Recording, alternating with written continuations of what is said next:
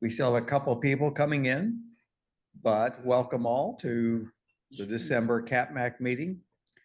I was looking at the screenshot. It didn't look like we had any visitors other than, I say visitor as in Craig from the London Mac user group, only in that I haven't seen him in many months now. So how is it over in London at midnight? I'm very well, John. Thank you. Hope everything's good with you guys. Good here. I understood that you switched your meeting to Monday night this week or this month. Yes, there are some big changes. You've probably not seen me recently. I've changed my job slightly. So I spend a lot of time between London and Paris. So there's a slight time zone difference for everyone as well.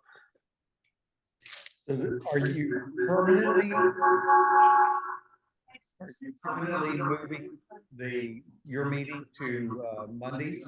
Possibly from next year, yes. Well, that's better for me because I can't do it on Tuesday, so I will probably join you occasionally again. That'll be great. Thank you. So were there any other visitors in our audience tonight?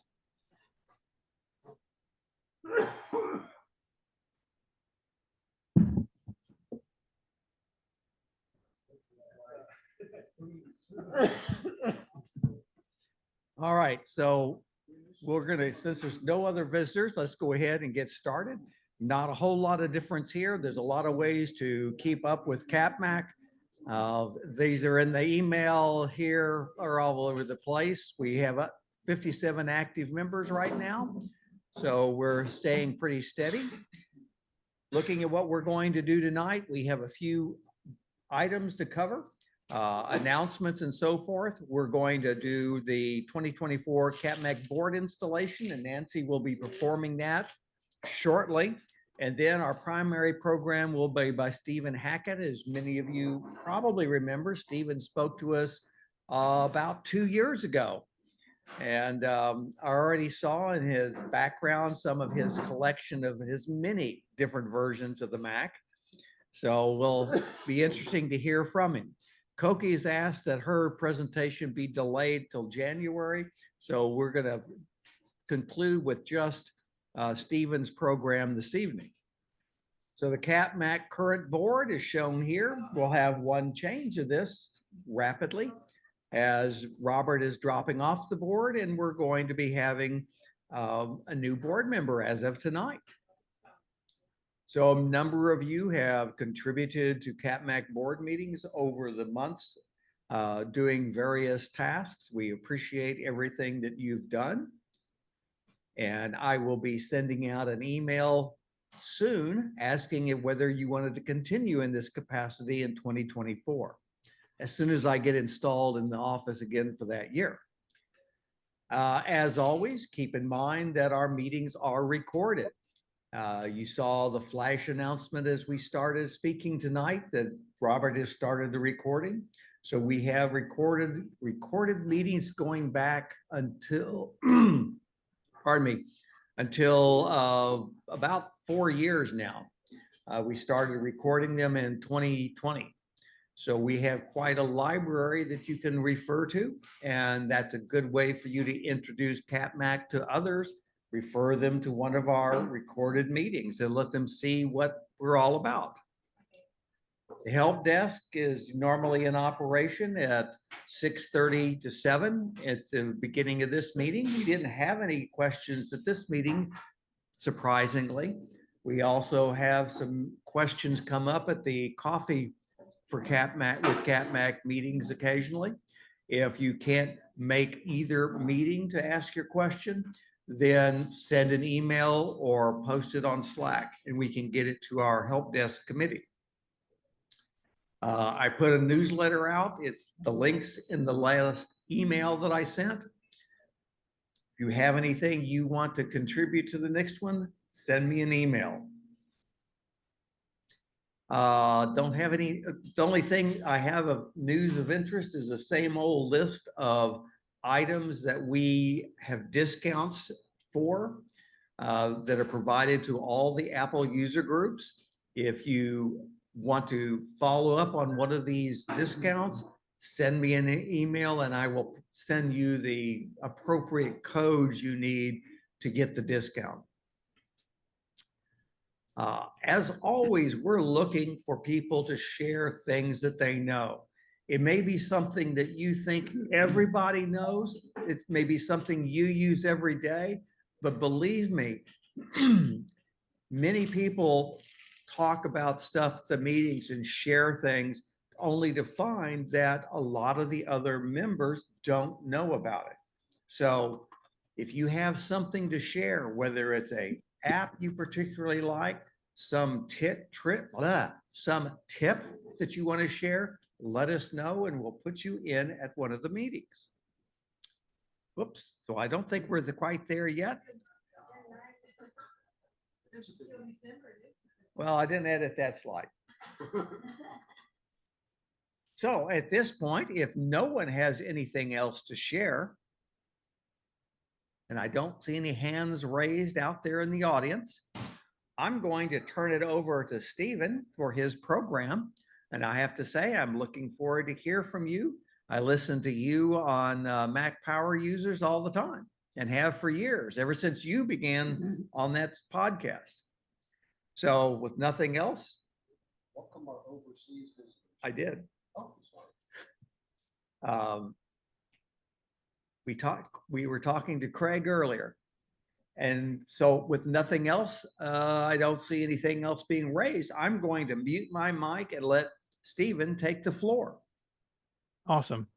Well, thank you, Jim. Thank you everyone for having me back. It's always a treat to get to talk to people who are in the same community, right? People who care about the Mac and use it for work and for their personal lives. Sometimes I reflect on the idea that like we all have friends because we chose the same computing platform, and like kind of how weird but special that is. And so it is always fun to hang out for a little while. And yes, I do have quite the collection. I think last time I was with you, this room in my studio wasn't built yet, and so I'm in the new side of it here. I'm going to share my display. We'll see if that worked. I think it did. All right. So my plan tonight is to talk with y'all about Apple Notes. This is something we covered on MPU recently, but I think it's a really important part of Apple's ecosystem. If you think about where Apple's attention has been, particularly on the Mac over the last few years, it really has been about productivity. If we think about updates to Mail a couple of years ago, continuous updates to things like Safari, but also reminders, notes, and of course, Freeform, Apple's newest productivity app. And all that's in addition to their work with iWork over the years. In fact, I'm using a new Keynote feature tonight that I haven't used before in the live video. So you can hopefully see that I am in my slides there. If it hasn't frozen already, which it maybe has. We'll see. Let's see. Try that again. Okay, so that's kind of my plan for the evening. Talking about Notes, which really started as kind of a toy application a long time ago, to really the powerhouse that it has become through Apple's efforts, especially over the last couple of years. A little bit about me, if you weren't here last time, or maybe you're not familiar with my work. My name is Stephen Hackett. I live in Memphis, Tennessee. It's my hometown. I'm married with 3 kids, ages 15, 13, and 8. So it's chaotic in my house, as you may imagine. I'm the co-founder of the Relay FM podcast network, which Mac Power Users is a part. I took over the slot that Katie Floyd had for a long time. I've been on MPU coming up on 4 years. I also write over at 512pixels.net. Have been doing that for 15 years. I started that blog actually right after I sort of ended my tenure as a Mac genius in my local Apple store. So I've been writing about Apple for a long time, talking about Apple for a long time, and I'm still excited by it. I think it's obviously a different company and it's sort of a different world than it was when many of us got into it, but I still think it's just as interesting and just as exciting. And then lastly, there, I put Apple Historian on here. So you forgive me for the, all the computers in the background there. It makes my CPA happy when I tell people I'm a historian, so I can justify all these Macs hanging around. So I want to start with some history of Apple Notes. When it first showed up, when the original iPhone back in 2007, cannot believe it's been that long since the iPhone came out. It really was simple. I mean, so simple, the fact that you couldn't sync it with anything initially. You could share content out of Notes via email. And the design in particular was something that a lot of people didn't like. I have this quote from my friend John, who writes Daring Fireball, with a screenshot of Notes next to it, in case you've forgotten about this. And he wrote in 2007 that Notes was the weakest app on the iPhone. Cosmetically, it's a train wreck. The entire iPhone UI is set in Helvetica and it's gorgeous, but Notes, in a lame attempt to be friendly, displays a UI that looks like a pad of yellow legal paper and uses the handwriting-esque marker felt as the font for the note text. It's not adjustable, and marker felt is silly, ugly, and the worst of all, hard to read. Pretty tough words for one of the few applications that was on the iPhone in the beginning, but I don't think he was wrong. Oh, come on.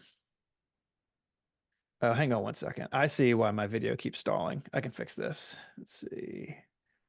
If I turn reactions off, I bet that will be fixed. Sorry about that. It's a new feature. We're all getting the hang of it.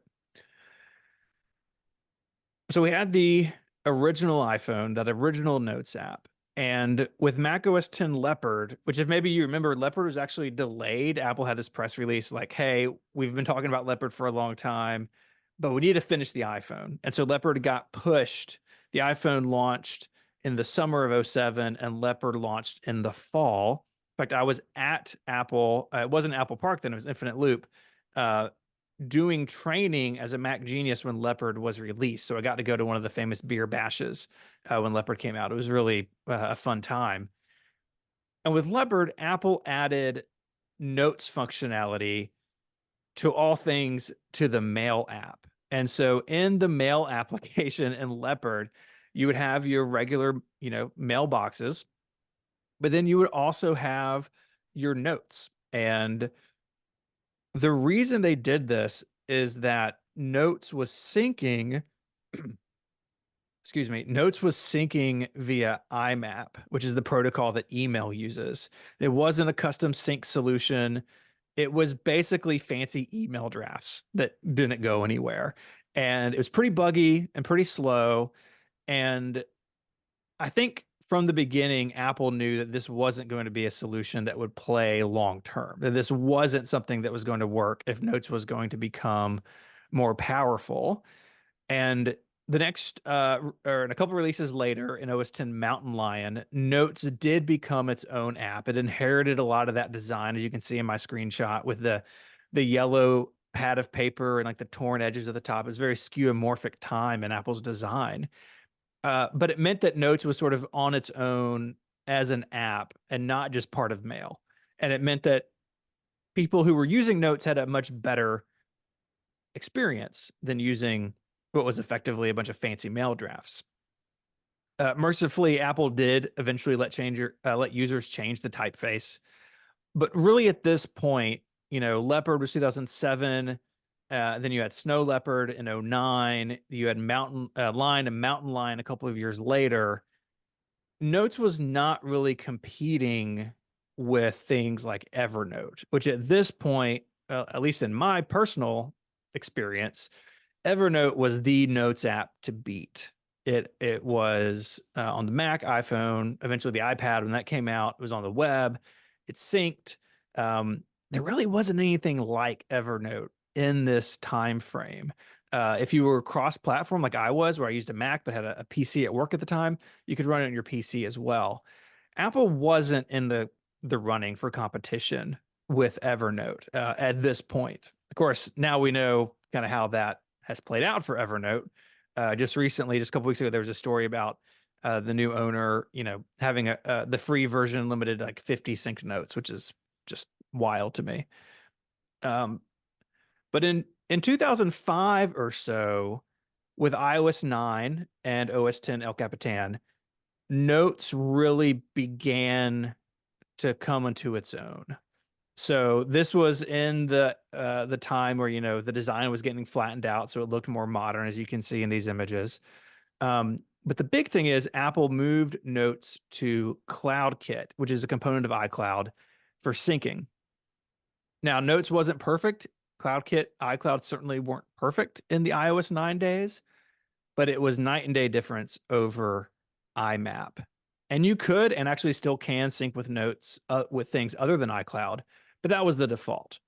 And in addition to, okay, we're going to put this on a real sync solution, we're not going to use IMAP. They also began adding features like folders, some very simple text formatting, not at all like what we have today, but they were getting there.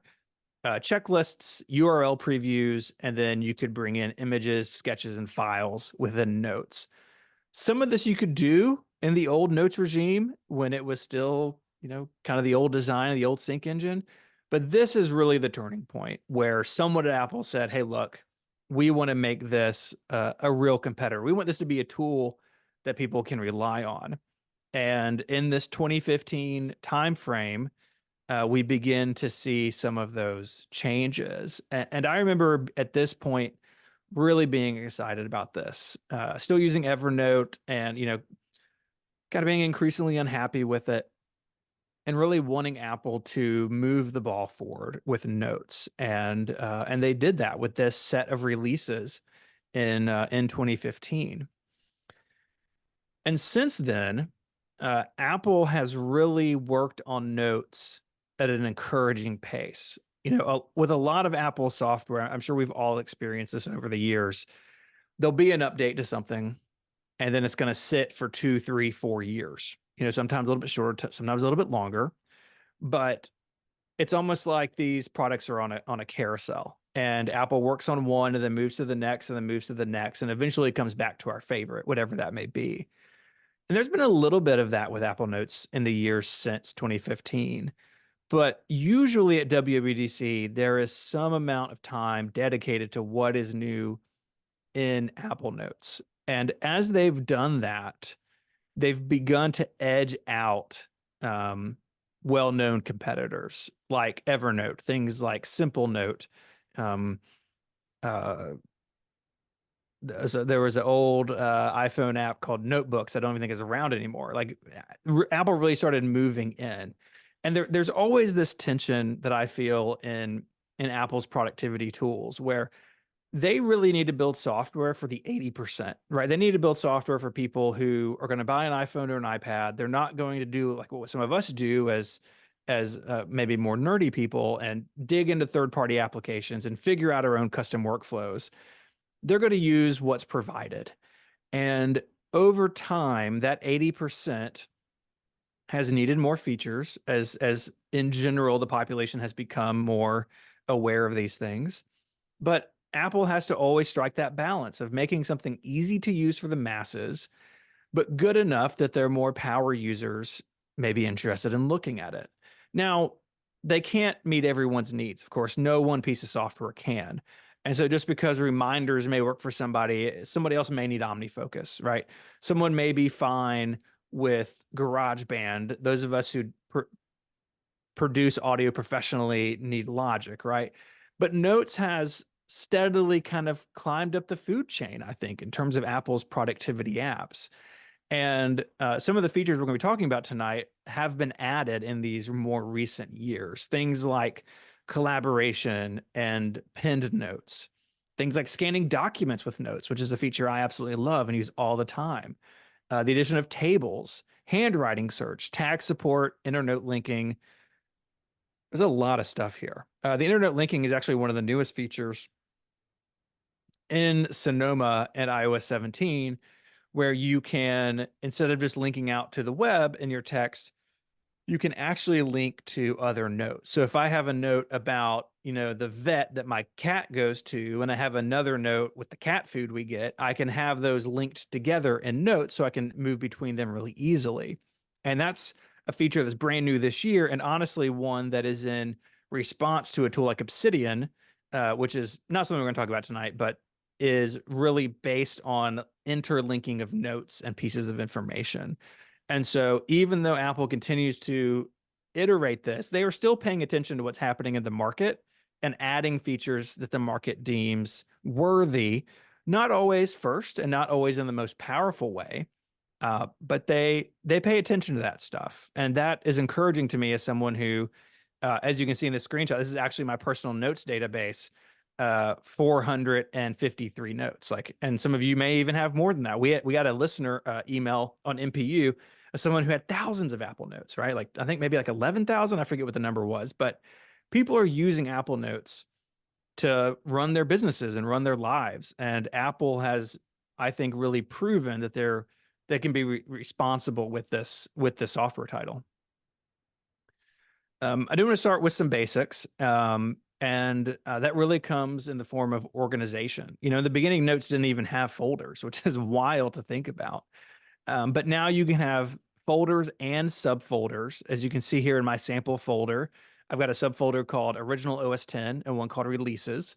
And you can see the note counts there, 4 in one subfolder, 10 in the other. And those show up in the sidebar of the Mac and iPad versions and are available on the iPhone as well.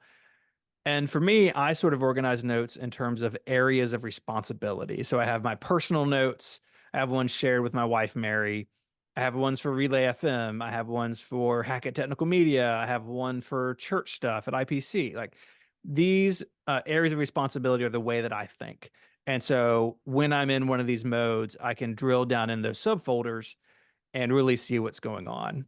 And I like using emoji to make them a little bit more visual, because one complaint I have with notes is you can't change the icon of a folder like you can a list and reminders, right? Reminders, you can add a little shopping cart or a little house or whatever.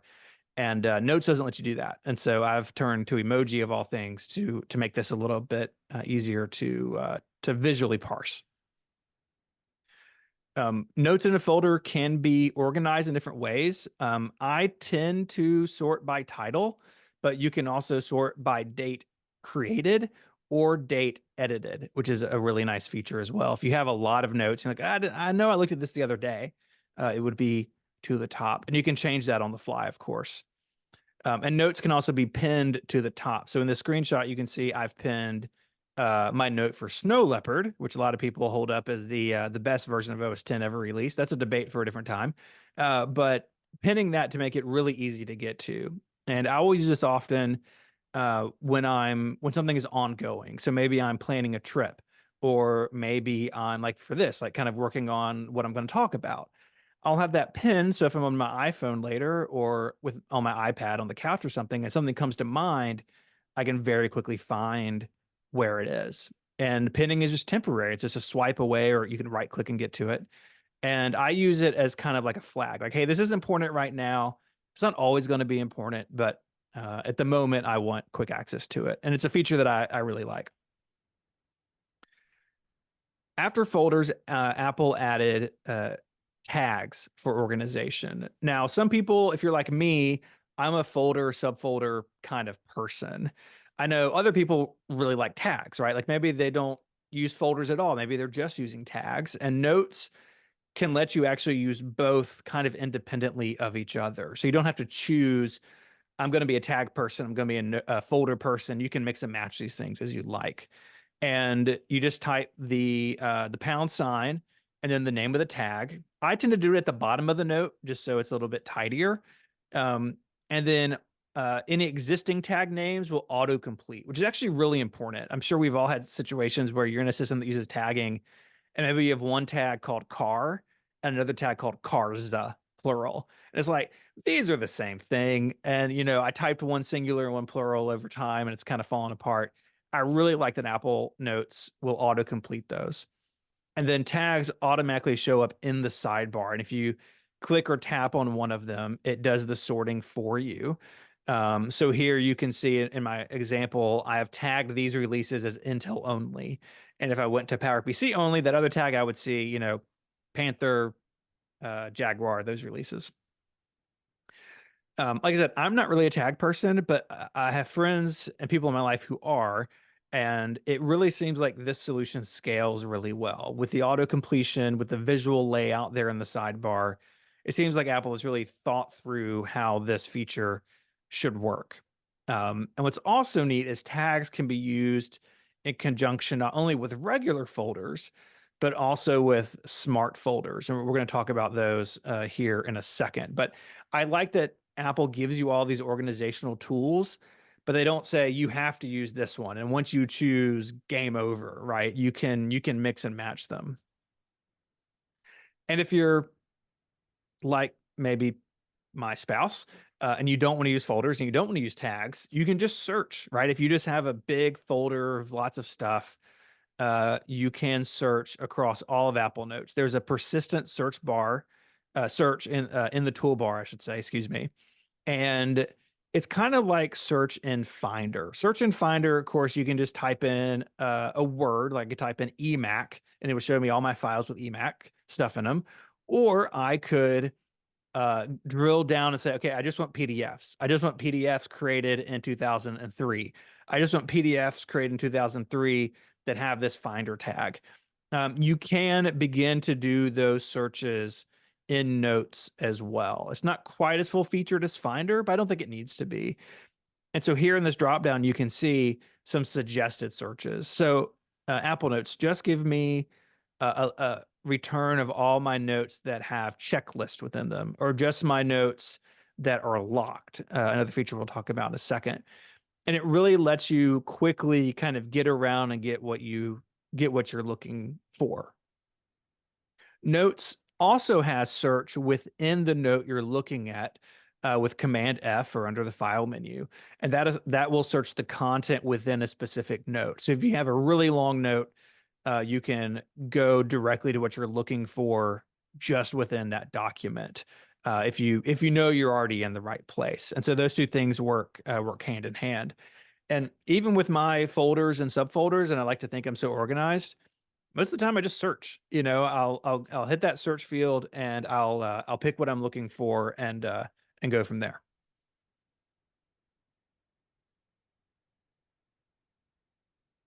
Forgive me, the only water bottle I could find was enormous. It's like the size of my head. I don't know why this water bottle is so big, but that's what I had on hand. Another feature that I think is really cool about Notes is the attachment browser. So it's kind of the next view over from the folders and subfolders. And this lets you look, excuse me, at all of your attachments across Notes. So really, the way I think about this is kind of a visual search. So here in my example folder, I have screenshots from a bunch of different versions of Mac OS X. And all I've done is go to the attachment browser, and I've selected photos and videos from that submenu there at the top. And it automatically shows me all the photos and videos in my folder. If I want to look for scans or websites or documents, whatever it is, this is a really nice way if you know you're just looking for a photo of something and you can quickly scan for it. So one thing that I do with Notes is I have an older house, and we've lived here almost 10 years, but for a long time, the plumbing in this house was like, it and I were in like a mortal battle. Like we had lots of problems when we moved in. And so I have some Apple Notes with like random repairs. Like, what did we fix behind this wall? What is going on, underneath this bathtub? And if something comes up, I could just, I could search for it, or I could go to the attachment browser and just scroll until I see, okay, this is the room I'm looking for. This was the drain that my dad and I had to fix, 6 years ago or whatever it is. One nice thing about this that I really like is that you can, if you're on the Mac, you can right click on anything in the attachment browser, and there's an option in the contextual menu to open the note that contains the attachment. So in my example where, okay, I'm looking at this picture of this thing we did in the kitchen, but maybe there's other photos, or maybe I wrote some things down. Maybe there's a sketch I want to look at. I can right click and say show in note, and then I'm, instantly into the note where this attachment appears. And getting these attachments in notes is really easy. You can copy and paste them in, you can drag them in. It's fantastic. I'm a big believer, and if you were to look through my personal notes library, a lot of them have attachments. I'm really a big believer in kind of rich media note taking. So things things like PDFs or screenshots. I've got a whole notebook full of like settings I use in Logic, and I'll have like the title of the note, like, compressor for so and so, and then I'll have a screenshot of what the compressor setup looks like, and then I can drag in the file if I export their presets. And it's saved my bacon so many times, and it's so easy just to create a screenshot, drag it or paste it into a note, and then you have it. You have it forever. Another great way to bring attachments into notes is the document scanner. So this is on the iPhone and iPad. You can also start this from the Mac using continuity camera. I've had mixed luck with that, but most of the time if I'm scanning something, right, it's come in the mail or one of my kids has brought it home from school, and I just need to scan it and have a record of it. And with ARKit and some of the other technologies in iOS and iPadOS, once you go into the scan interface through the camera button in Notes, it like knows you're looking at a document. And even in this screenshot, I chose this one on purpose because the document and the background are really similar in color, and it's smart enough to see the edges of the paper. And it doesn't just have to be 8.5 by 11. It's like you can scan a sticky note, you can scan a piece of paper that's folded in half, and you can adjust the corners if you need to. But honestly, Notes and iOS and iPadOS do a really good job at this. You can scan one page, or you can scan multiple pages into a single file, saves it as a PDF, and then it adds it to the note that you're working in. And this is something that I use all the time. I have a big flatbed scanner, and there's a place for those still, like if you're digitizing photos or those sorts of things. But for a lot of my use cases where I just need a scan of this business card, or the print off of my glasses prescription or whatever it may be, I don't need to bust out the big flatbed scanner that can scan at 600 DPI and I make this big file out of it with image capture. I can just pull up my phone or my tablet and do something really quickly, and then have it basically for all time in Notes. Another feature that's new in iOS 17 and macOS Sonoma is advanced PDF support. And you may be thinking like, well, PDFs are like the oldest thing ever. And in fact, a lot of OS 10 or macOS now, like the whole graphics layer works on PDF. Like PDFs have been baked into the Mac for a long, long time. But in Notes in particular, there are some really nice new features. One of my favorites is the ability to show thumbnails. So if you have a multi-page PDF like I have here in this example, I can show my thumbnails and quickly see where I'm going. This is particularly handy if you have a long PDF that maybe has charts or graphics in it. You can very quickly sort of skim and get to where you want to go. You can also mark up PDFs in Notes as well. And so if you have a PDF and you need to redact something, or you want to circle something, or like put an error, like, hey, this is the thing you need to look at. You used to have to round trip that to another application, like on the Mac, maybe Acrobat or Preview, on the iPhone or iPad, some other app. But now that's just baked in, and it uses the same basic markup tools on the Mac you may be familiar with in Preview or in Quick Look. That's kind of become a universal markup toolbar across a bunch of Apple software. And what's new as of this week, talking about a very timely addition, with macOS Sonoma 14.2 and iOS and iPadOS 17.2, advanced autofill is here. So if you scan, say, a form, it can go in there and find the fields. And just like Safari offers autofill of maybe your home or your address or your, payment information or whatever, it can do that with information it has in contacts. I mean, what's the number one thing you fill out on a form? It's your name, your phone number, and your address, right? You can now do that with just a couple of clicks. I, a couple of weeks ago, had to have like an outpatient procedure done. And if you've gone through that, you just know, like, I'm signing and filling out so much paperwork. And of course, now post COVID, it's all online. They send it to you in advance. And this would have been sweet to have, but it wasn't out yet. But now it is, with the 0.2 updates that Apple released just this week. And in my limited testing of them, because it's only been a couple of days, it does what Apple said it would do, where you can really go through and very quickly fill out the PDF you need to. And it all can happen right within Notes. Another, excuse me. Another useful feature is the ability to save URLs into an Apple Note. And so this is done through the share sheet in Safari, where you can navigate to the note you want to, as you can see on the right. So here I have a link to my blog, a blog post about macOS 10 Leopard. I want to put that in my note about Leopard, and I can just very quickly do that from wherever I am and then keep on my way on my browsing. You get a nice little preview, and they're appended automatically to the bottom of the selected note, so you always know where it is. The share sheet also is the tool if you're in Photos or Files or Finder or a Mac app or another iOS app that supports the share sheet. You can basically insert almost anything into a note through that method. Now, depending on the application you're in, it may be a URL, it may be a file, it may do something weird, but that share sheet is kind of the way in. And most of what I do is URLs. I do this a good bit of, maybe I'm doing research for something, or I'm saving some links for later. I can very quickly do it with the share sheet. Oh, that's not what I wanted. Sorry, one second. There's I don't know what happened, but I have like a random green circle. I don't want that in my screen recording. I don't know what that's about. Let's see.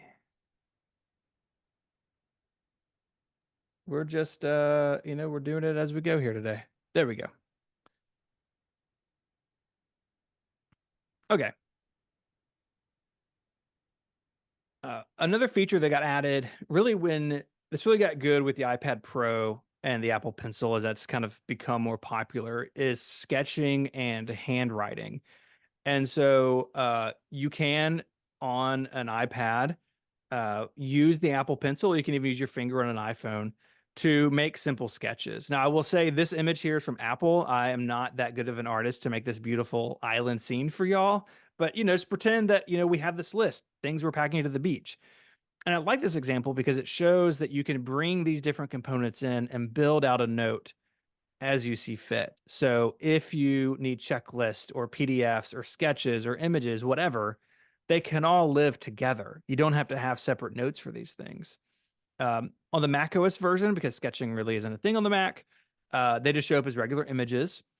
And you can also bring your handwriting into Apple Notes. This was a big push a couple of years ago, and I got to speak to some engineers at Apple in an interview about these features, and they really worked hard to make the handwriting recognition really smart. But then what they do is they use OCR, and they have an index in the background of what your handwriting actually says. And so if I'm handwriting out a grocery list, and then later I want to search for eggs, and I wrote eggs in my handwriting, it should be able to find it. Again, it's merging all these different types of media, all this different type of content together. It's not perfect, right? If you were around in the Newton days, you know that handwriting recognition is never perfect, but it's come a really long way since those days back in the Newton era. And I'm not a big handwriting person when it comes to my technology. I like to write with pen and paper. I have 2 paper notebooks on my desk right now for various things. But if you like doing that on the iPad or the iPhone, Notes really is a great way to do it. and it uses just like the markup toolbar is always the same. Apple has this, I think it's called Pencil Kit, which is basically this UI at the bottom with the different types of pens and the highlighter and the eraser. And so you may be familiar with those from other applications. Like if you use another note-taking app or a drawing app on the iPad, a lot of them have their own custom tools, but a lot of them also use what Apple has provided. So you can have a consistent experience no matter where you are.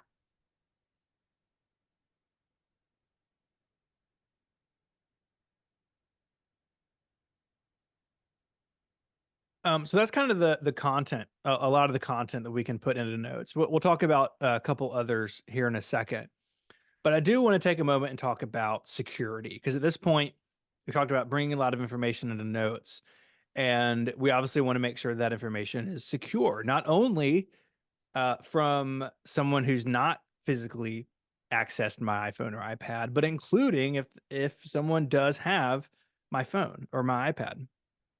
So of course, if we're syncing with iCloud, we want to ensure that two-factor authentication is enabled. Apple basically forces us at this point where you get the little pop-up and the 6-digit number you type in.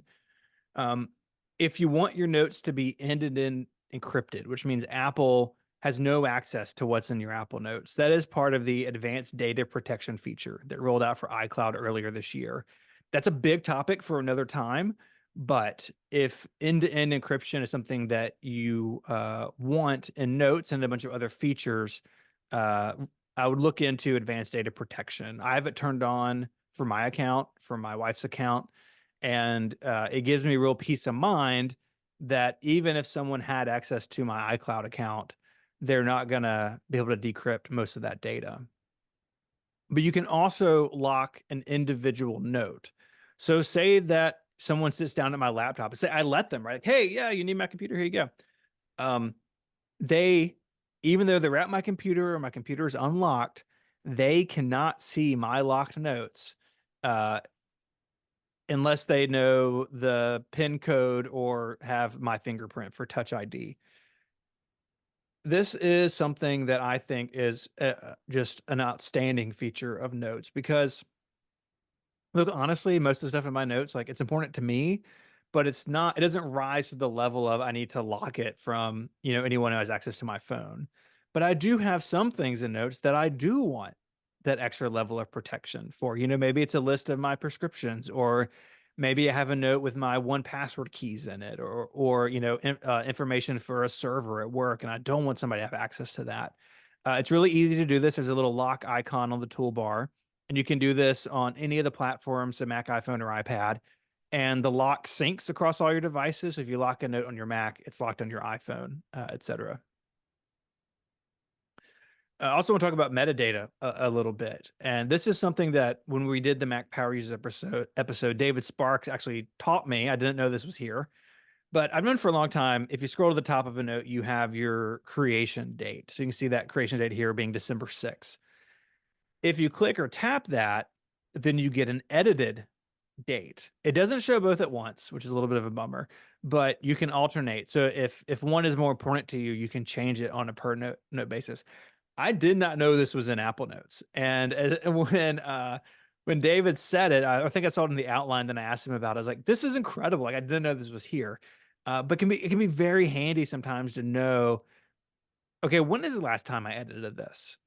Is this information as up to date as I think it may be? It can be a good check sometimes to make sure that the data you're looking at is what you're expecting to be looking at.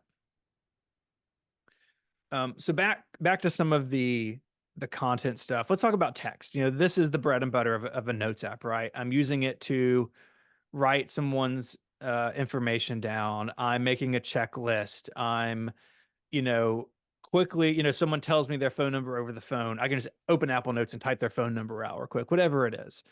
Copy and paste things in from email, something I do all the time in Notes.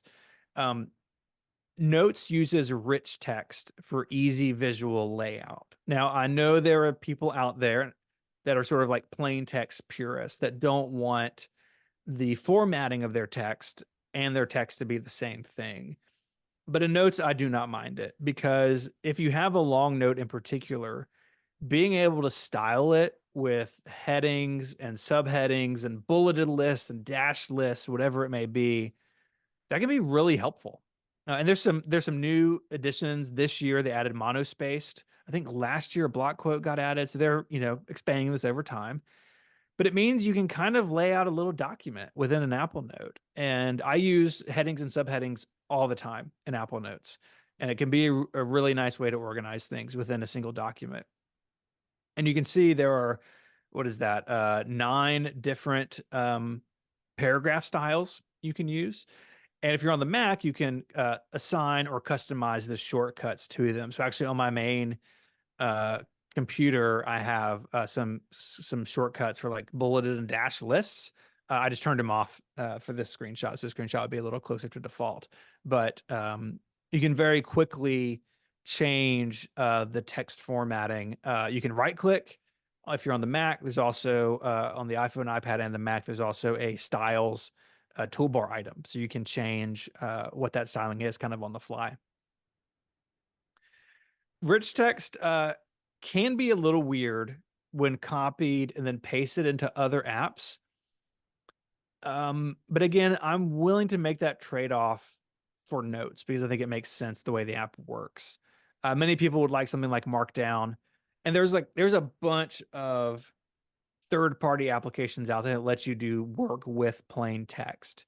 But the rich text in Apple Notes means that everything is visual. Sorry. Oh, I promise I'm good at computers. Yeah. Zoom popped back up to the foreground of my weird circle, showed back up again. Okay. Tables and checklists. So these are pretty basic features in Notes. The table support is very basic, and it's basically at the top of my list of things I'd like Apple to address in the future, because there's no headers in these tables. There's no like column A and then B through D scroll. There's no arithmetic, so there's no formulas in Apple Notes. This is as basic as it gets, where you have columns and rows, and you can customize them and move them around. But this is not a replacement for something like Numbers, let alone Microsoft Excel. But I do hope that Apple does add at least some basic things here. Like, it would be really nice to keep up a list of like how many people have showed up, and I could do some little addition at the bottom of the table, or keeping track of information over time. It would be nice, and I think it would fit if Apple did some simple formulas in Notes, but they have not crossed that bridge yet. Checklists are also fairly simple. In Notes settings, you can have the app automatically move checklist items to the bottom or the top of the list as they're checked. And they're great for things that need to be used over and over, like packing for a trip, or I've got a checklist for like equipment I need to take if we're recording a podcast on the road, because I don't do that all the time. And I don't want to get into a new city and be like, oh gosh, I forgot a cable I need. And so having that checklist, I can check them as I go and then uncheck them when I'm done.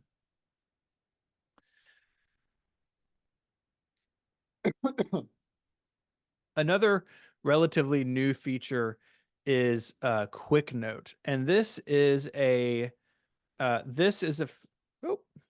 feature that lets you very quickly add content to a note kind of wherever you are.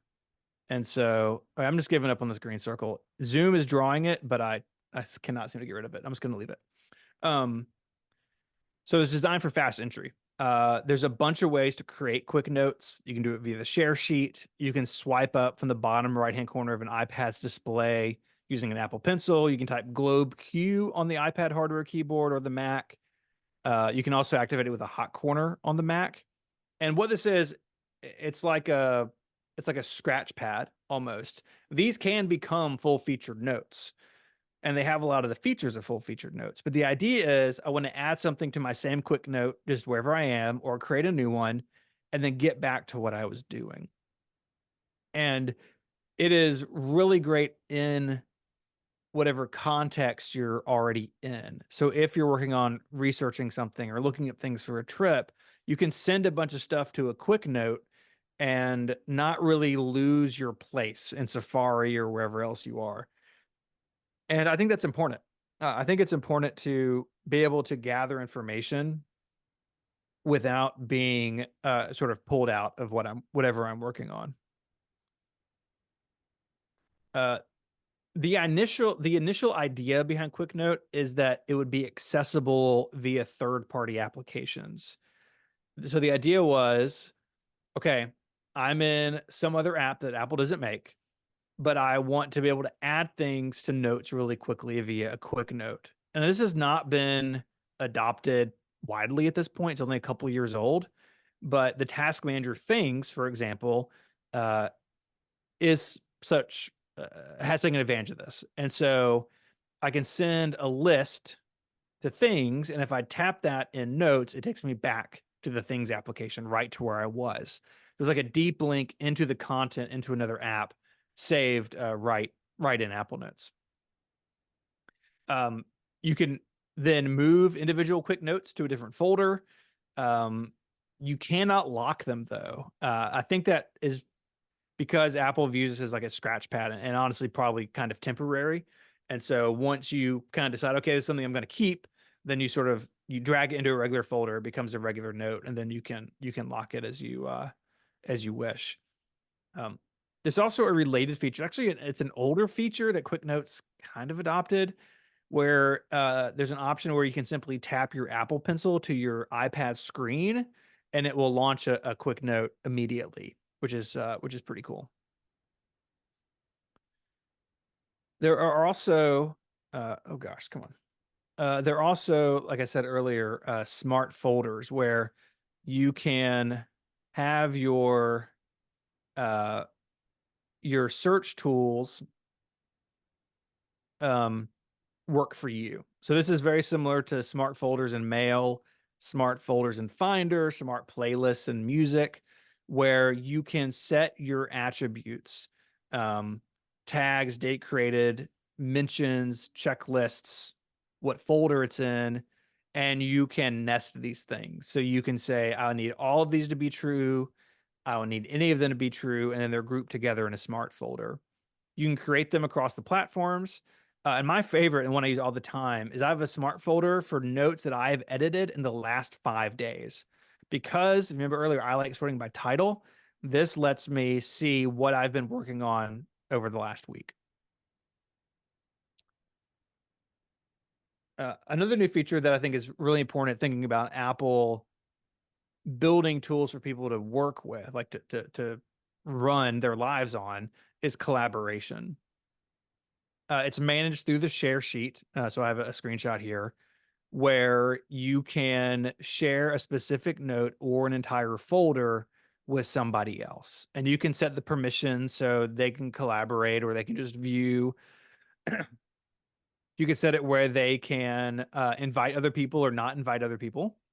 And once a note is shared, they have access to it. And there's a sidebar you can pull up that shows all the activity. So, okay, I edited this, my spouse edited that. This is kind of the flow that we've been on. And honestly works pretty well. It's not as fast as something like Google Documents or even Notion, which are basically instant, but it's come a long way.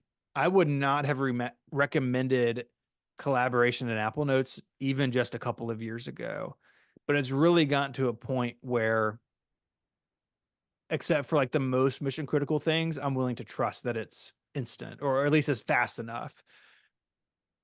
And the shared folder is really great. I've got a folder that I share with my wife, and any note that I create or drag into that folder is automatically shared, and not in a way where she has to accept it. It just automatically shows up, like if we were using Dropbox or iCloud Drive or something like that. And it can be a great way to manage something with somebody at work, somebody at home. It's really become a cornerstone of sort of how we kind of manage our household, honestly. So we got to talk about data portability, right? All of us, we've all been around long enough where we do a bunch of work in an application and then that application goes away. And sometimes we can get the data out. sometimes we got to jump through hoops, right? Like who who doesn't have a stack of, Apple Works or Quark Express documents floating around?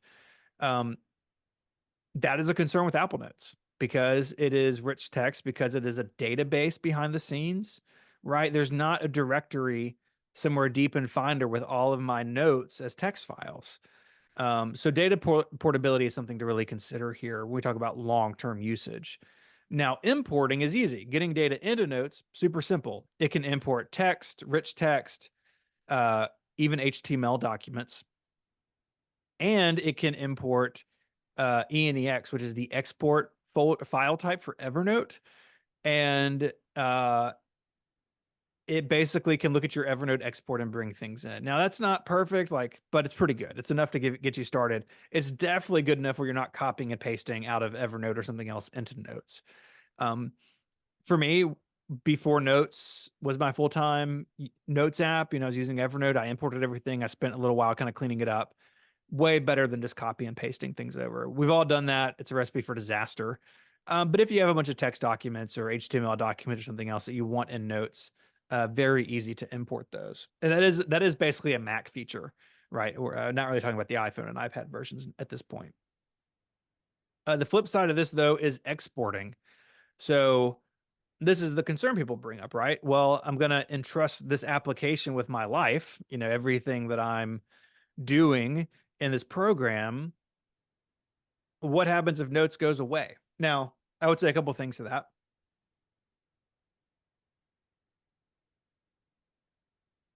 I would say, first of all, Apple is clearly committed to this application. It's different when Apple's in the business as opposed to a third party.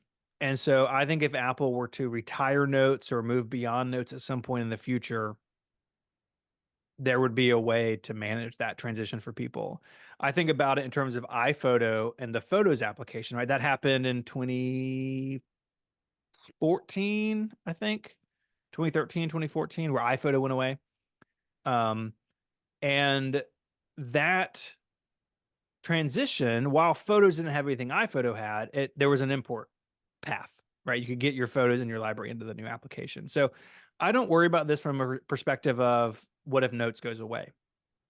The other concern is, though, what if I need this data somewhere else? And there's a couple of ways to manage that in Notes. You can save individual notes as a PDF, or a new feature this year is via the share sheet, you can send a note to Pages. And basically it takes all your content and automatically, without you having to copy and paste or anything, brings all that content into a new Pages document. And it's a great way to sort of promote content out of Notes. Now, it is a one-way trip. You can't take a Pages document and downgrade it to Notes. But I think this makes a lot of sense. Maybe you're working on the first draft of a document or a newsletter in Apple Notes, and then you want to bring it into Pages to add your logo or format the text differently. It's a great feature. I'm really happy they added that. You can drag and drop attachments back to Finder. But if you are looking at really extending this, you're looking at a third-party application. So there's a Mac app called Exporter. This is its icon. It's in the Mac App Store. And it can export content for Notes in a wide range of formats. And maybe you want to do that for backup purposes, right? Maybe, okay, I would like this stuff on disk every once in a while. You can do that. All the attachments are exported. Creation and edit dates are preserved. It's really good. And if you're looking to import content from something like, I use Obsidian as an example, there's an importer plugin that can bring Notes into Obsidian. So there are some solutions out there to get data in and out of Notes in a more programmatic fashion, if you will. But it is definitely something that I think people are right to sort of question of what does it mean for my data to all be in here? Because this is different than a mail application, right? If I leave Apple's mail app and I go to MimeStream, where all my data is in my Gmail account, right? If I'm going from Spark Mail to Apple Mail, all my information is in my iCloud email account.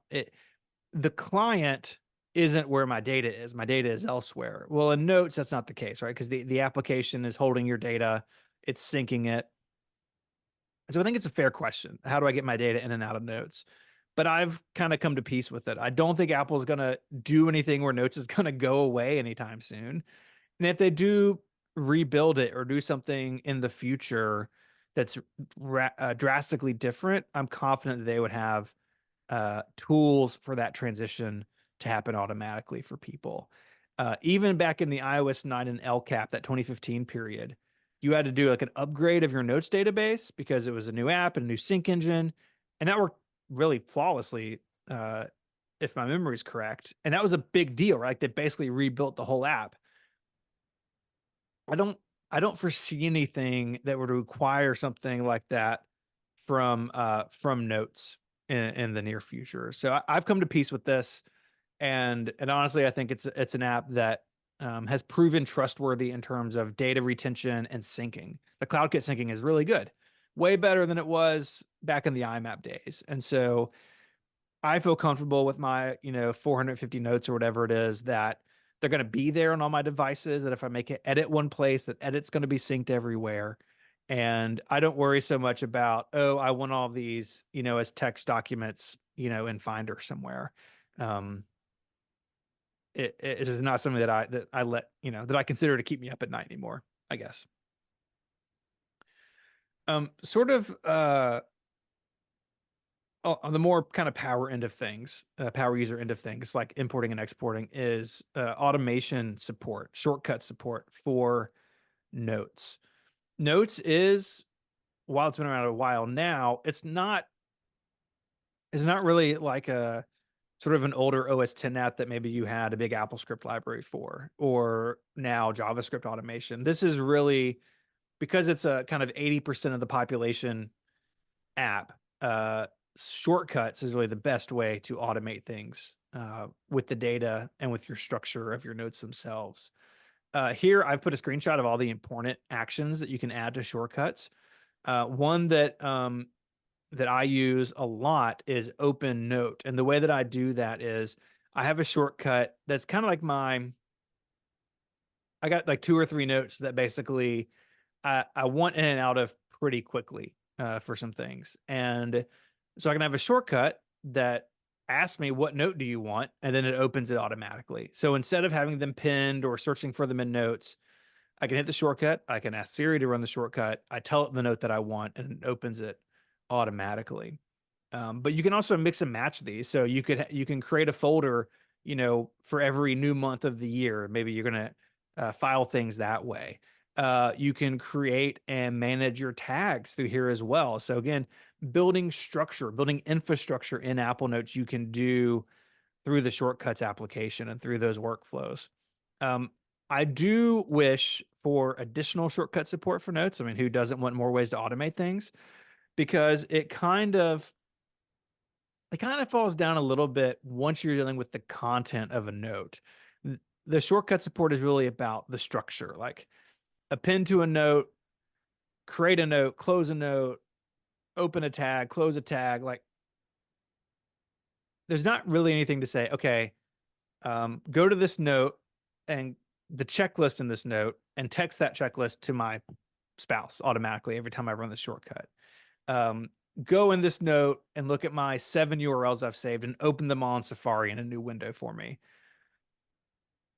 That's really where I want Apple to take some of the shortcut support for Notes, really take it to that next level where I can interact with the things in my notes and not just my notes themselves.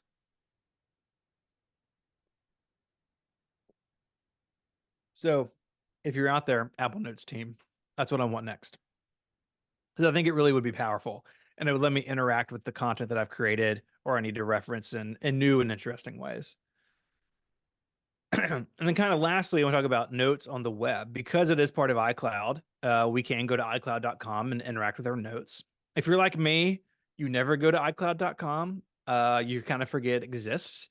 But there's a lot of people who maybe they're completely in the Apple ecosystem at home, but they're using that PC at work, right? Their bosses are unenlightened and they still make them use a PC at work. And iCloud will be the way, iCloud.com will be the way that they can view those notes. The design and the features are very similar to what's on the Mac, but they're not one for one. For instance, you can't manage smart folders on the web. Don't ask me why, because I don't know. I don't know why they didn't build that, but they haven't. But if you're in that situation where you're on a PC for work, or maybe you're at a different Mac and you need something off your notes for some reason, um, you can do the vast majority of the stuff on the web. You can also view and recover recently deleted notes on the web. You can now also do that in the Notes app across the different platforms. You have 30 days before they're permanently removed. Um, uh, when we were working on the Mac Power Users episode for this, we had somebody write in and actually say they don't delete their notes. They put their notes in a folder, and then like once a year they go in there and actually move them to the trash if they want to. Um, that may be a bit much for me. I basically never delete notes, which is why I have so many at this point. But you do have that 30-day buffer. And again, you can recover those on the Mac, iPhone, or iPad, or on iCloud.com. It used to be just on the web, but they did add that to the clients. And again, I'll say this again. I think Apple's done a good job with the syncing of notes in iCloud, right? I really believe that the feeling, the phrase we used to kind of throw around of Apple's bad at cloud services, I just don't think it's true anymore. iCloud has really come into its own. Now, parts of it are better than others, yes. Don't hear what I'm not saying. It's not all perfect. But in my now years of experience with Apple Notes, again, running my life, running my household with my spouse and family, running, my company to a degree out of Apple Notes, it's been really good. It's been really solid. And so I don't think it's something that we've got to be afraid of, is that iCloud's going to eat my data. Like, there's always horror stories, yes. And in the past, I'd be less willing to recommend it so wholeheartedly. But Apple has clearly spent a lot of effort and time here to make this work for people. So I've referenced this a couple of times, but we did talk about this on a recent episode of Mac Power Users. When we were talking about what to do for this evening, Notes was on my mind and wanted to share it with y'all because it is one of these core apps, right? Like it's going to be one of those apps on the Vision Pro whenever it ships next year. So MPU 717, which is about a month old at this point, I think. David Sparks and I talked about Apple Notes for even longer. So if you really want to go deeper into it and hear a lot more about example workflows and things you can do with these tools, I definitely recommend that episode. It's great. David Sparks, of course, I'm sure, as you guys all know, is extremely thoughtful about this stuff. It's a real honor to get to work with him. And I'm particularly proud of this episode because I really think this is a good tool. And it's a tool that, while it looks simple, and a lot of it is, it also, it has a lot of depth to it. Once you really begin to use things like checklists and the share sheet to bring content in and the attachment browser, it really can become a powerful tool. And clearly there are folks at Apple who care about it. I've gotten to meet some of them and talk to some of them over the years, and they take this seriously. They know that people depend on this thing. So if you want to hear more, MPU 717, that is kind of the end of my deck here, but I've got some time. So I would, if there's questions or something y'all want to see, I would love to answer any of those.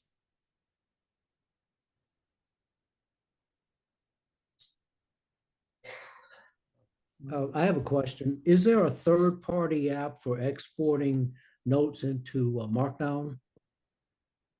Yes. So that export app that I mentioned, what's it called? It's called Exporter. That app does have an option to get notes out as Markdown. It's on the Mac App Store. I think it's like $3. It does have some opinions about, like, okay, this heading is going to be an H1 in Markdown, or like sometimes you got to massage it a little bit. But if you're kind of writing a document in Notes and you just want to get it into Markdown, it will do that. You can also, to a degree, write in Markdown in Notes, but Notes smarts about, oh, they meant this to be a dashed list. Some of that will take over. And so say that you use an asterisk to start a bulleted list in Markdown, like some of that's going to interfere with what Notes does automatically, but Exporter on the Mac App Store will let you get things out of there and save them as Markdown. Thank you. Actually, what happened was I had a little brain mishap there. I meant to ask about importing Markdown into. Got Is it. there is an app that will do that? So Notes itself will import text files, but it doesn't know what to do with the Markdown formatting. And I have not found an app that will import to Apple Notes that does Markdown. Now, a possible workaround, if you had a lot of stuff, would be to put that stuff in something like Obsidian, because there is an app called the Obsidian Note Importer that it's a plugin for Obsidian that will sync the data over to Apple Notes. So you could do that, but I have not come across something like standalone that I could just run and point at a Markdown document and pull it in with all the formatting. I wish there was, because honestly, I work in Markdown all the time. Like 5 Fill Pixels, my blog is written completely in Markdown. Markdown's what's in the database. And same at Relay FM, our CMS that we built. All those fields are Markdown. Like, it's just how I work. And so I do wish Apple had better support for it, but I understand why they don't. It's a pretty nerdy thing, I think, to know what Markdown is, let alone, want to write in it all the time. Thank you. Do we have any other questions for Stephen?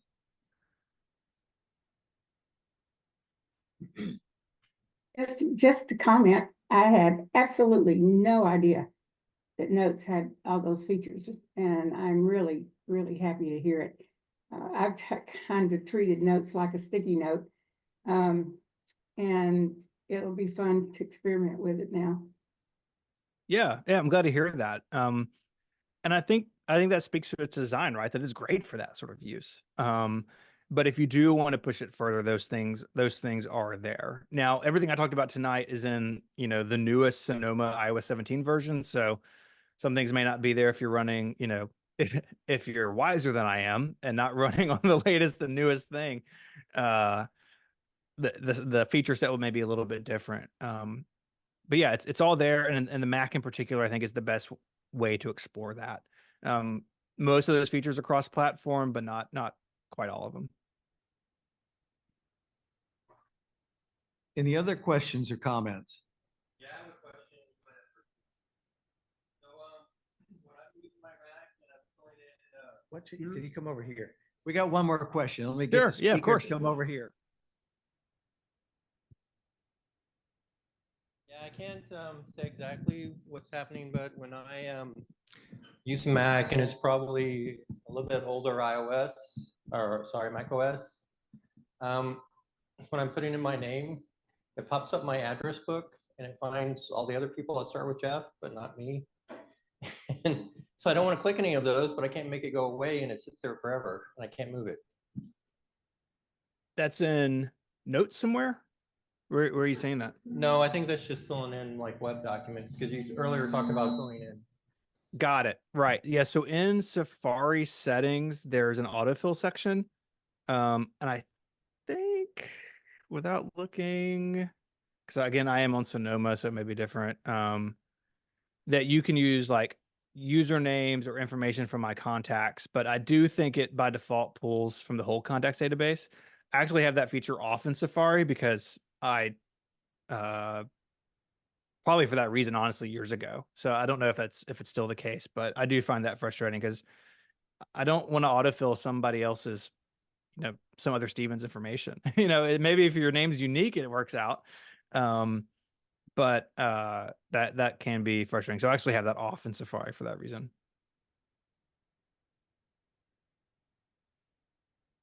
Anything else for Stephen? Can I ask a quick question? This is Of course. Bill.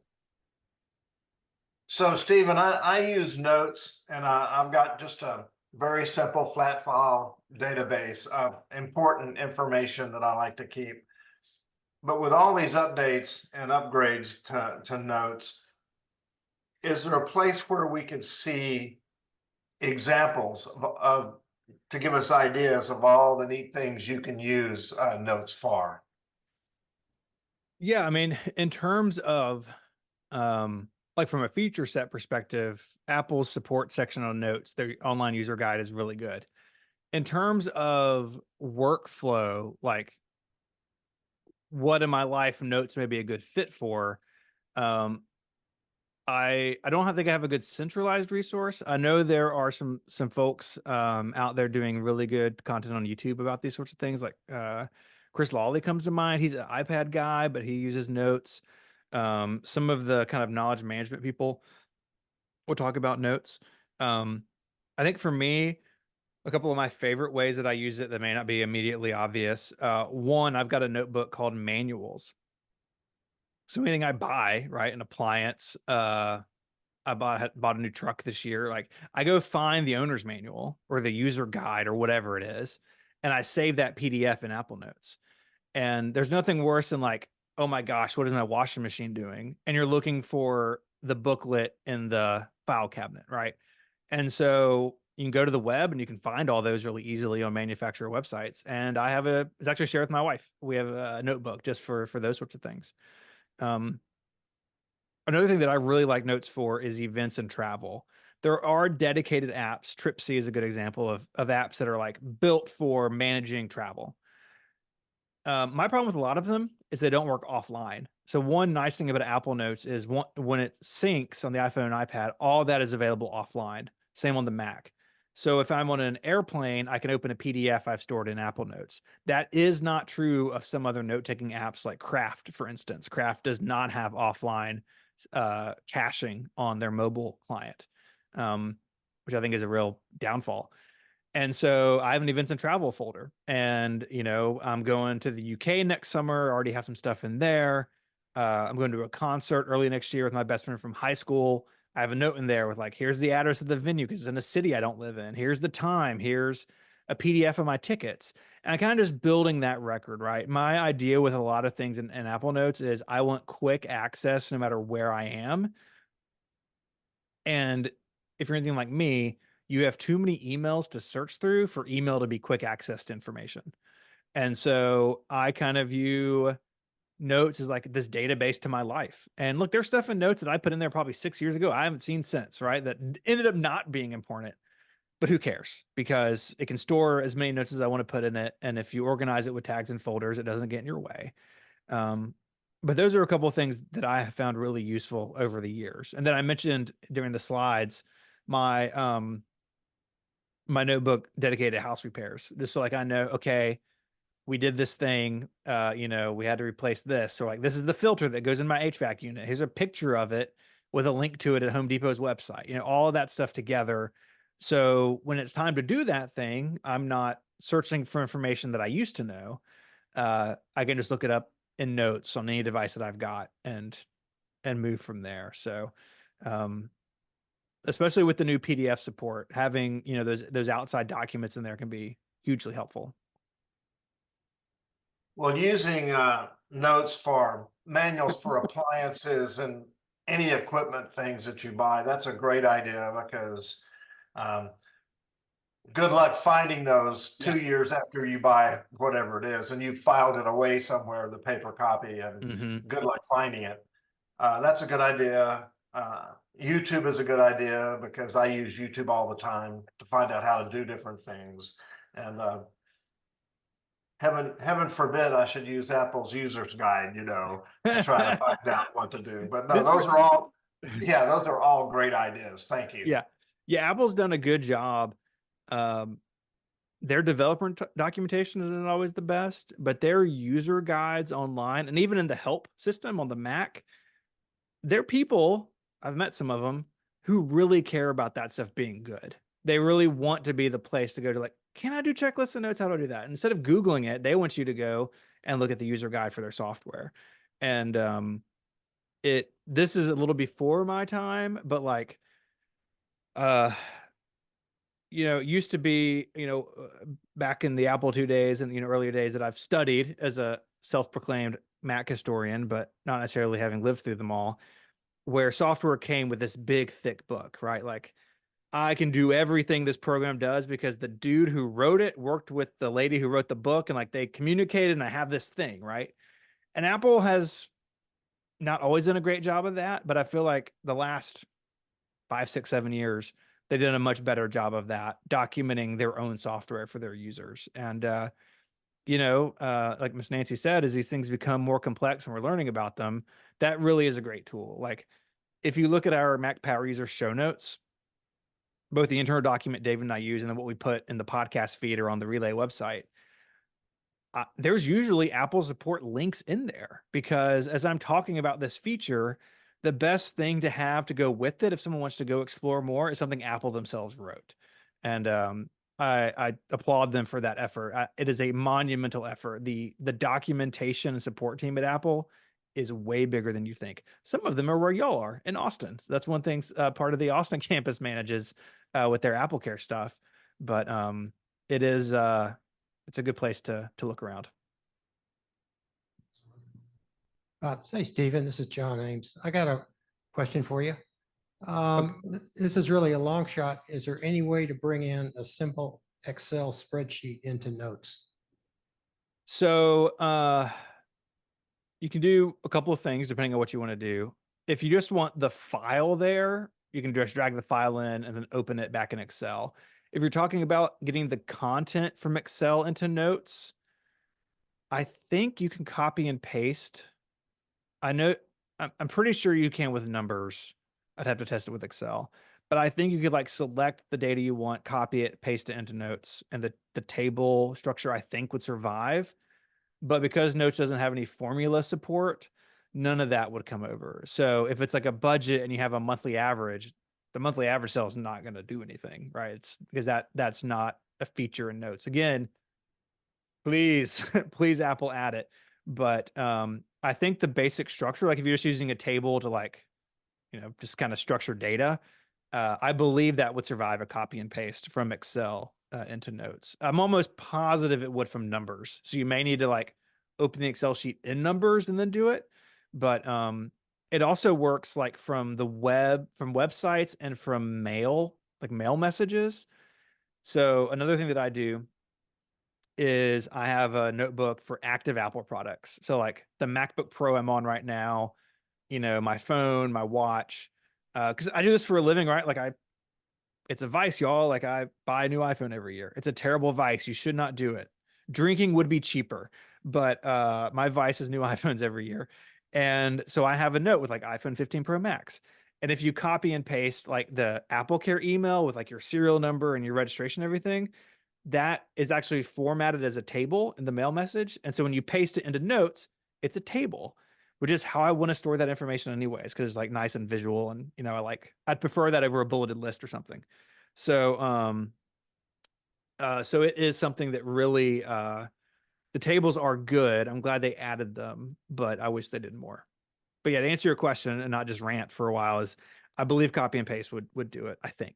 But give it a Thank shot. you. Yeah, thank you very much. You can, in fact, copy a table out of Excel and paste it into Notes, and it looks good. Awesome. Good. Real-time follow-up, as we say in the podcast business. I wasn't going to test it live. I'm smarter than that. But yeah, that's super cool. And again, someone had to build that feature. But if you have, Excel sheets and stuff that you're just using for structured data, one nice thing about them being in Notes is you don't have to worry about syncing that Excel file with your phone or your tablet, right? Because it's just in Notes. So like a note that I have that I used heavily in the first half of the year, I basically did like a set of seminary classes the first half of this year, and there was reading lists and for each week, like week 1, week 2, week 3, this book, these page numbers. And I made that a table in Notes. So I could just go through and be, okay, this is week 1. This is what I need to read. And then I would just delete that row when it was time for the next week. And so for that sort of data, it's perfect, but it's not going to be able to be a budget, at least at this point, unfortunately. Do we have any other questions?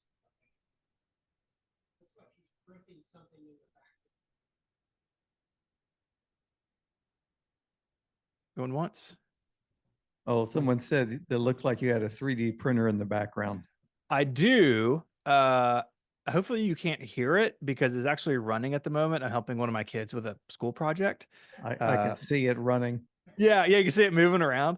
So yeah, that was an addition to my office this year, and it's boy, 3D printing is a world unto itself. It's like one of those rabbit holes. You can just go down, down, down. I'm about this far into it. Like if something goes wrong, I sometimes know why it went wrong. Other times I don't, and then I'm like, I got a buddy I grew up with who's big into it. And I'll like text him and be like, "Hey, my printer did this. What do you think it is?" And he's like, "Adjust this and this," and he fixes it.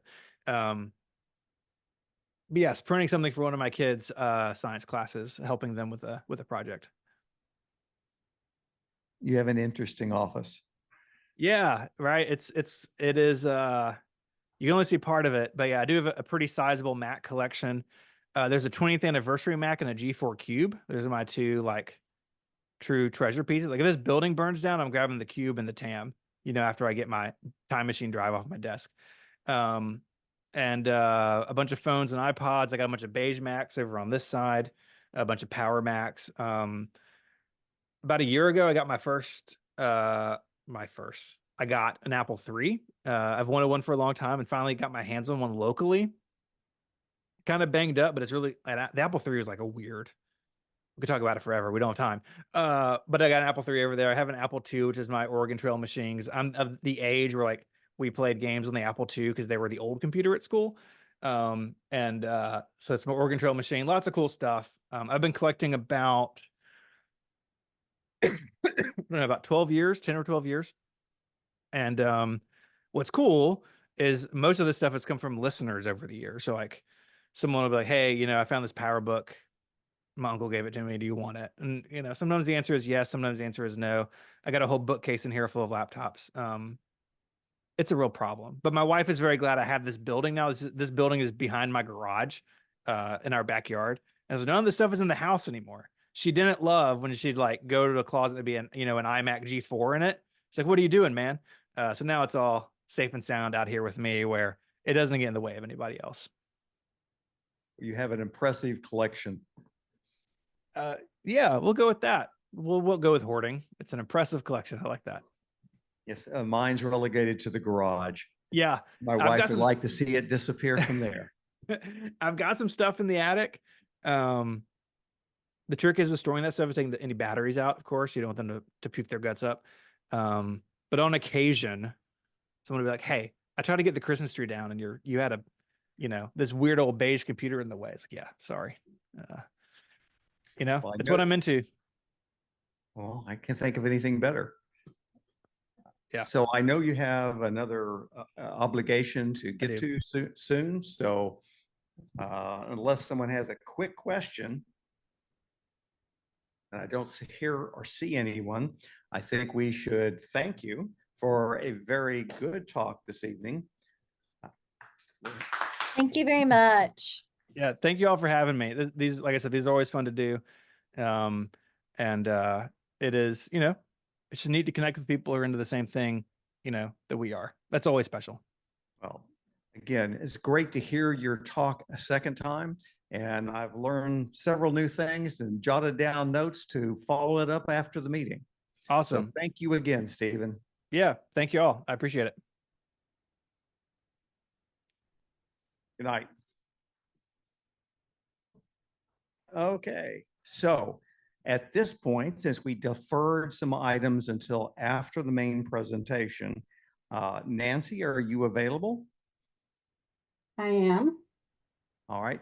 At this time, we'll go ahead and do the installation of officers for the 2024 board. How do you want us to organize for that, Nancy? Well, I don't know that we can organize it. I would like for each board member, we can't even stand together. When we finish the context of this, you just have to acknowledge it and wait a minute. Can y'all hear me? Okay. When we finish the context and everybody acknowledges it, then that's going to be their joining in together of their commitment to the board. Okay. All right. Oh, by the way, would you name the board members, please, John? The new board members? Okay, myself, John Purvis is president. We have Nathan Lott as vice president. Tom is our treasurer. We have Bill as secretary. Jim, Tom, and Koki are at-large board members. Okay, thank you. All right. As a collective, you represent CapMac's executive board. You are responsible for the administration of the affairs of the club.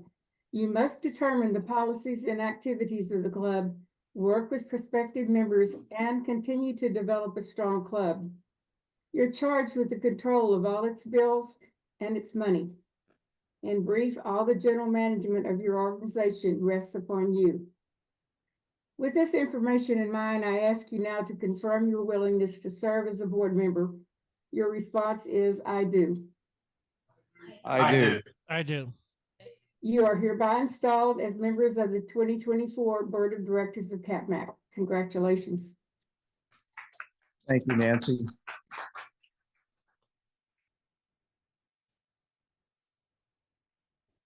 there any other business that we need to take care of tonight? The announcement that there is no more CapMac rewards.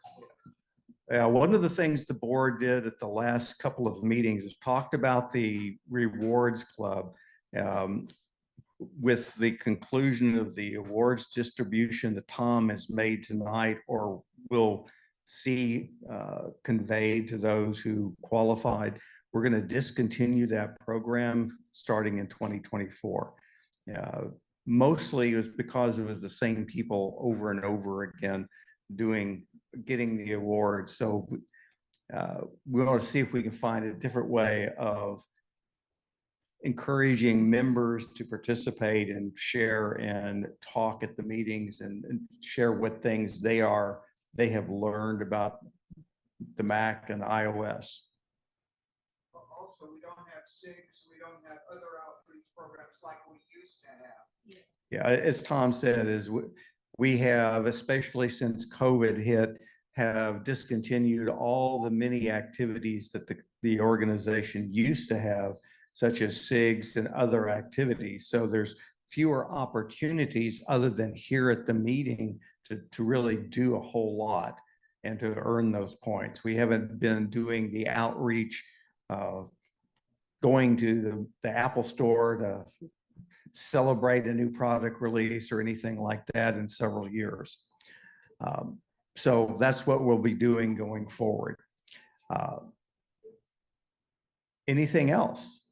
I want to tell people that I got a new phone and I got the smaller, oh, sorry. I wanted to tell everyone that I got my new phone and it is the titanium phone and it has a blue cover on it and it has a cover for the screen. And I love it. It's great. This is how it looks when it closes. It keeps the time on there. And then when it opens up, it's really bright and colorful. Anyway, it's really wonderful. It's really quick and fast. And I also have the charger too, because you have to buy that extra. Thank you, Koki. Anything else? One of the things I want to thank all of you who are here physically at Pokey Joe's tonight. I think this may be the largest turnout we've had in person at Pokey Joe's since we started it this year.